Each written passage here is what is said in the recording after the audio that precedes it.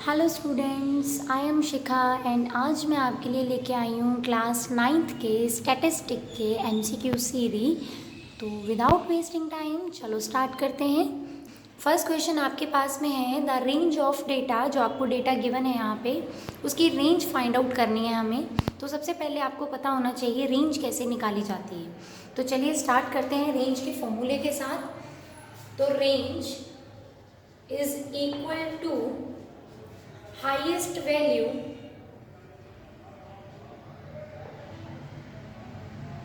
minus lowest value।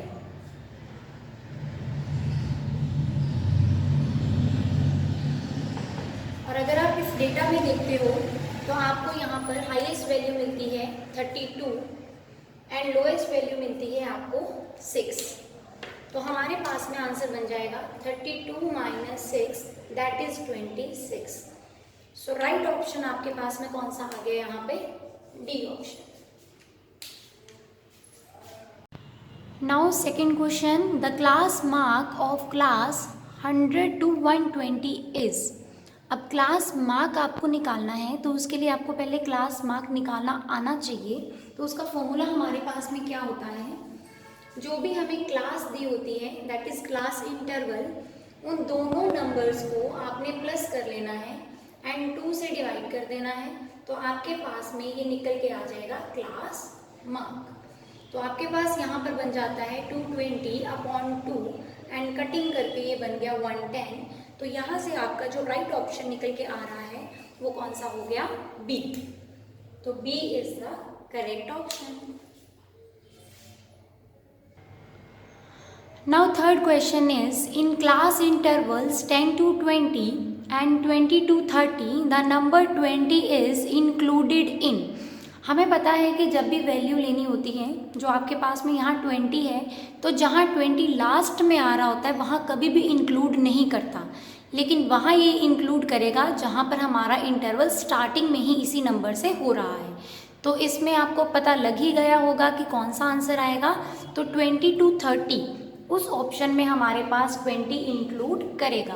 तो right option is B. So our next question is the class marks of a frequency distribution are 15, 20, 25, 30. The class corresponding to class mark 20 is। Question में आपको बोला गया है कि class marks given है, मतलब आपको मिड वैल्यू सारी ही गिवन है, लेकिन आपको क्लास ढूंढनी है। इट मीन्स आपको क्लास इंटरवल ढूंढना है और क्लास मार्क उसका 20 दिया हुआ है। तो उसको कैसे फाइंड आउट करेंगे? इसके लिए आपको क्या करना है? सबसे पहले ये देखिए कि क्लास मार्क्स में कितना डिफरेंस है। इन दोनों में डिफरेंस चेक किए तो यहाँ पे इनका डिफरेंस कितना आ रहा था? that is 20 minus 15 is 5. Now half this number, so if we do half we will get 2.5. Now the next thing we have to do is just minus 2.5 from 20 and add 2.5 in 20। जिस भी class mark के correspond आपको class interval निकालना है उस number में जो भी इसका हाफ आया होगा एक बार माइनस कर दिया जाएगा और दूसरी बार प्लस कर दिया जाएगा। तो देखो जरा, माइनस करने पर आपके पास में आंसर क्या आ रहा है? तो माइनस करने पर आपके पास में आंसर आया है 17.5 एंड सेकेंडली आपके पास में अगर हम इसको प्लस कर देते हैं तो 20 प्लस 2.5 you will get 22.5। तो आपके पास में इंटरवल क्या बन गया है? 17.5 and 22.5, that is B option is the correct answer.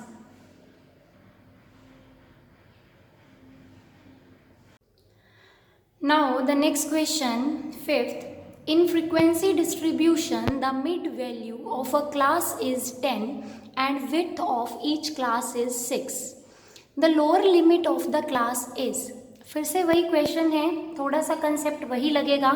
Mid value अगर बेटा आपको 10 दी गई हो और क्लास की जो विड्थ है वो आपको 6 दी गई हो, सेम काम हमने 6 को क्या करना है, क्योंकि वो विड्थ का मतलब है डिफरेंस आपको गिवन है, उसको हमने हाफ कर लेना है, you will get 3। And then अगर आपने क्लास इंटरवल निकालना होता तो 10 में से 3 को ही माइनस और 3 को ही प्लस करते, लेकिन अब हमें सिर्फ लोअर लिमिट पूछी गई है तो हम क्या करेंगे, सिर्फ लोअर वाला पार्ट ही उठाएंगे। तो इसको कैसे करेंगे हम, सबसे पहले जो आपको विड्थ दी गई हुई है हम उसको हाफ कर लेंगे, तो आंसर आपके पास में इसका कितना निकल के आएगा, 3। अगर मुझे वहीं पे क्लास इंटरवल निकालना होता, जैसे कि पिछले क्वेश्चन में हमने किया था, तो उसमें मेरा ये बनता 10 minus 3 gives 7 and 10 plus 3 gives 30। तो यहाँ पर जो इंटरवल है वो बन रहा है 17 to 13। और आपको मालूम है कि हमारे पास में ये वाला नंबर लोअर लिमिट का होता है और ये अपर लिमिट का होता है।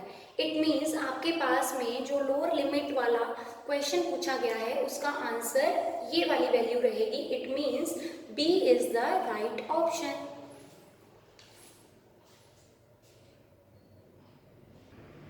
Now the next question is the class size of class 44.5 to 49.5 is। अब क्लास साइज अगर निकालना है इसका मतलब हमें सिंपल इस क्लास जो भी इंटरवल दिया हुआ है उसका डिफरेंस चाहिए। तो क्या करेंगे, 49.5 में से 44.5 को माइनस कर देंगे, तो आपके पास में क्लास साइज निकल के आ जाएगा 49.5 minus 44.5, you will get 5. So option A is the right answer.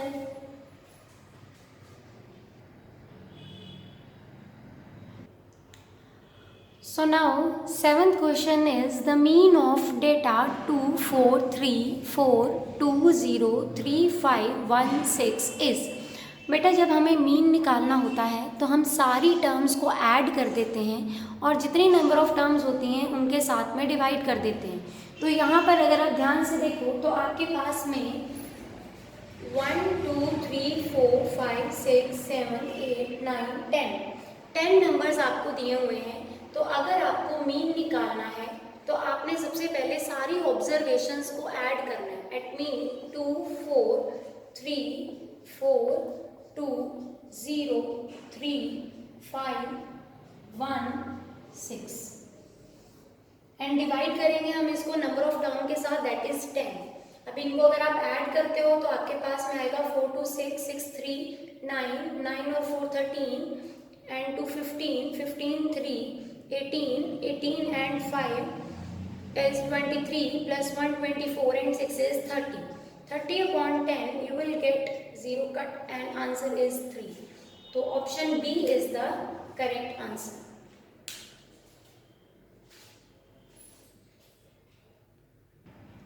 अब कई बार बेटा आपको क्वेश्चन ऐसा आ जाता है जिसमें आपको मीन ऑलरेडी गिवन होता है लेकिन एक ऑब्जर्वेशन इसमें मिसिंग होती है। तो ऐसे क्वेश्चन में हमें क्या करना है कि जितना भी डेटा हमें गिवन होगा उनको तो हम प्लस करेंगे ही करेंगे, लेकिन अब मीन की वैल्यू हमें गिवन है तो हम मीन की वैल्यू को कंपेयर करेंगे। जैसे अगर इसको हम स्टार्ट करते हैं तो मीन हमारे पास में दिया गया है 30। द मीन ऑफ डेटा, इस बार पूरे डेटा का इज 13। इट मीन्स मीन 13 हो गया। और क्योंकि मीन का फॉर्मूला अगर आप अप्लाई करते हो तो आपके पास में सारी ऑब्जर्वेशन को ऐड करने पर ये बन जाएगा। और क्योंकि नंबर ऑफ ऑब्जर्वेशन आपके पास में 6 हैं तो नीचे 6 रह जाएगा। अब यहाँ से आपको मालूम है कि जो टर्म इधर डिवाइड में होती है उधर जाकर क्या हो जाती है, मल्टीप्लाई हो जाती है। तो यहाँ पे मीन आपको गिवन है 13 एंड क्योंकि मीन का फॉर्मूला हमारे पास में सारी ऑब्जर्वेशन को ऐड करना और बाद में इसको नंबर ऑफ टर्म्स के साथ में डिवाइड करना है, तो हमारे पास ये बन जाएगा कुछ ऐसा। अब क्योंकि 6 इधर डिवाइड में है तो आपको मालूम है उधर जाकर वो क्या हो जाएगा, मल्टीप्लाई में आ जाएगा। तो बेटा अगर आप इन सबको प्लस करते हो तो आपके पास में 61 प्लस x बनता है और 6 अगर उधर जाकर मल्टीप्लाई होता है तो यू विल गेट एज 78। यहाँ से आपके पास में 61 प्लस x इक्वल टू 78 आ जाएगा। और यहाँ से अगर आपके पास में जो वैल्यू है 61 दूसरी साइड में जाकर माइनस हो जाएगा तो you will get as 78 minus 61 and answer is 70। तो x की वैल्यू बेटा आपके पास में निकल के आ गई है यहाँ पर 70। तो ऑप्शन आपका कौन सा करेक्ट हो गया फिर? सी। तो इस तरीके के क्वेश्चन भी आपको मिल सकते हैं जहाँ पर आपको मीन गिवन हो और आपको कोई मिसिंग जो नंबर है वो निकालने के लिए बोला जाए। नेक्स्ट क्वेश्चन आपके पास में है द मोड ऑफ डेटा। आपको ये सारा डेटा गिवन है, इसमें से मोड निकालना है। तो पहले पता होना चाहिए मोड क्या होता है। मोड हमारे पास में वो नंबर होता है जो सबसे ज़्यादा टाइम डेटा में रिपीट कर रहा है। तो अगर आप इस डेटा को ध्यान से देखो तो 0 इसमें 2 बार आ रहा है और 6 मुझे सबसे ज़्यादा यहाँ पे नज़र आ रहा है। देखो एक बार आपको यहाँ पे 6 नज़र आ रहा है, फिर यहाँ भी है, देन यहाँ भी है, यहाँ भी है। तो आपके पास में 4 टाइम्स जो है वो 6 रिपीट हो रहा है। इट मीन्स आपके पास में जो मोड होगा इस डेटा का वो कौन सा निकल के आ जाएगा? 6। तो D is the correct option.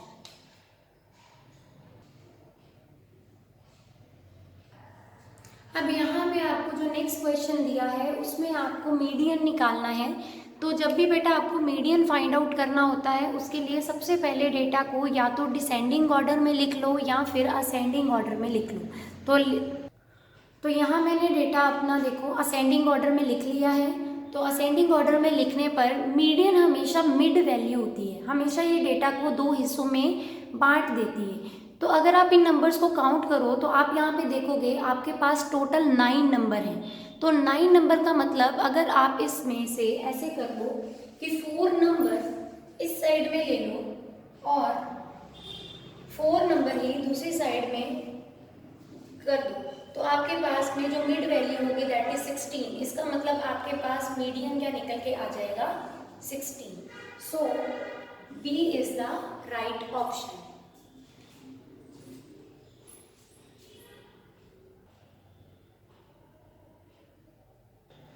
Next question 11th में आपको दिया हुआ है मीडियन ही निकालना है, लेकिन यहाँ पे देखो जो मीडियन है उसमें आपकी जो काउंटिंग है वो 9 नहीं है, मतलब कोई ऑड नंबर नहीं आ रहे हैं।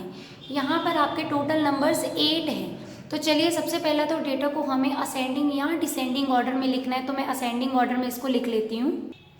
मैंने अपना डेटा असेंडिंग ऑर्डर में लिख लिया है। अब हमारा काम क्या है, क्योंकि अब काउंटिंग में अगर आप नंबर देख रहे हो तो उसमें टोटल काउंटिंग आ रही है 8। और अगर मैं 8 को बराबर हिस्सों में यूँ बांटूँ कि 4 इधर और 4 इधर, तो मिड में कोई भी वैल्यू नहीं बचेगी। तो हम क्या करेंगे, अब इसको 3 में डिवाइड कर देंगे कि 3 नंबर्स आप इस साइड से छोड़ दीजिए एंड 3 नंबर्स आप उस साइड से भी छोड़ दीजिए।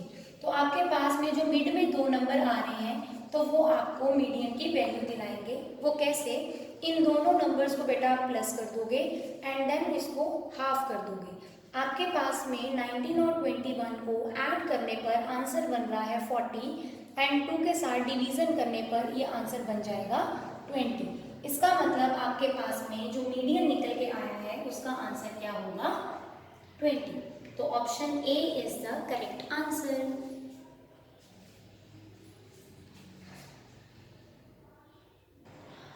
और अब ये 2 क्वेश्चन हैं आपको मैं दे रही हूँ एज अ होमवर्क। इनके आंसर्स आप मुझे कमेंट बॉक्स में ज़रूर बताइएगा एंड अपने फ्रेंड्स के साथ में वीडियो शेयर कीजिएगा ताकि वो भी अपने एग्ज़ाम्स अच्छे से दे सकें और उनकी भी प्रैक्टिस हो सके। Thank you so much. Have a nice day बेटा। कल फिर मिलेंगे। Bye bye, take care.